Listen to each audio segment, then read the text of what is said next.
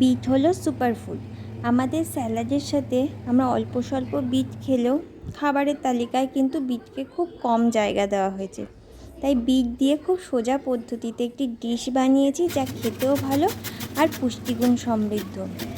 3টে বিট নিয়েছি, নিয়ে এইভাবে গ্রেড করে নিয়েছি বিটকে। খুব সোজা পদ্ধতি আর ঝটপট খুব তাড়াতাড়িও হয়ে যাবে। কড়াইতে 4 চামচ তেল দিয়েছি, দিয়ে মাস্টার্ড চিপস বা সর্ষে অর্ধেক চামচ দিয়ে দিয়েছি। অর্ধেক চামচ দিয়েছি বিউলির ডাল। এই সময় গ্যাসের ফ্লেমটা হালকা রাখতে হবে, না হলে ফোড়নগুলো পুড়ে যেতে পারে।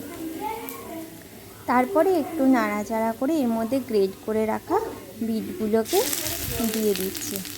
দিয়ে এটাকে নাড়াচাড়া করে আমাকে ঢেকে ঢেকে রান্না করতে হবে পুরো রান্নাটা। এখানে সেরকম আর কোনো মশলাই ব্যবহার করা হবে না।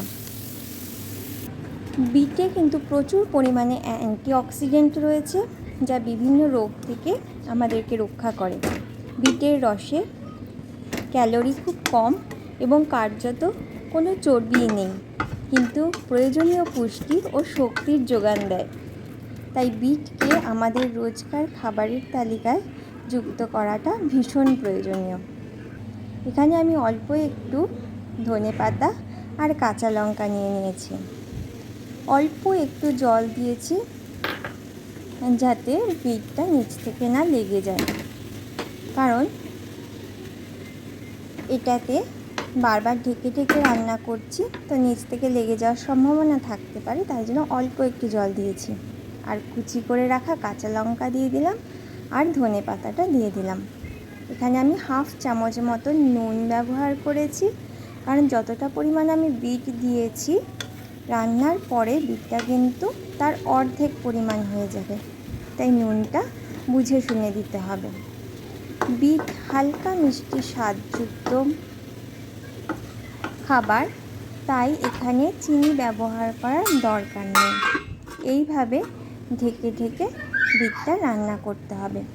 আমি এখানে অল্প একটু চিনি দিয়েছি, নামে মাত্র বলতে পারেন, কারণ আমার ঘরে বাচ্চারা খাবে, তাই ওদের একটু মিষ্টি মিষ্টি স্বাদ ভালো লাগে, তাই অল্প একটু চিনি দিয়েছি। দিয়ে বারবার ঢেকে ঢেকে বিটের থেকে রসটা যখন সম্পূর্ণ টেনে যাবে বা জলটা শুকিয়ে যাবে, তখন বুঝতে হবে যে আমাদের রান্নাটা হয়ে গেছে। এইভাবে নাড়াচাড়া করে করে আর ঢাকা দিয়ে দিয়ে রান্নাটা করতে হবে। দেখে বুঝতেই পারছেন যে কতটা পরিমাণে বিটটা ছিল, আর শেষ পর্যন্ত রান্না হওয়ার পর কতটা পরিমাণ হলো। প্রায় অর্ধেক পরিমাণ বিট হলো।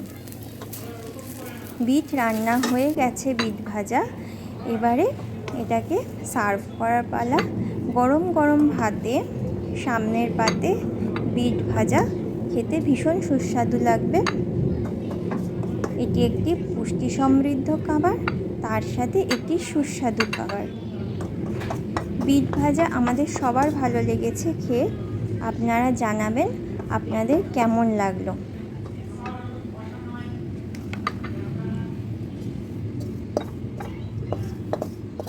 খুব সোজা পদ্ধতিতে তৈরি হয়ে গেল বিট ভাজা। দেখতেও যেমন সুন্দর, খেতেও কিন্তু বেশ হয়েছে।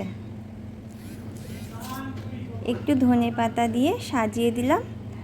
আর এটা অপশনাল, যার কাছে থাকবে পিনাট বা বাদাম, সে একটুখানি শুকনো খোলায় পিনাটটা ভেজে ওপর থেকে সাজিয়ে দেবেন, তাহলে খেতে আরও মজার হবে।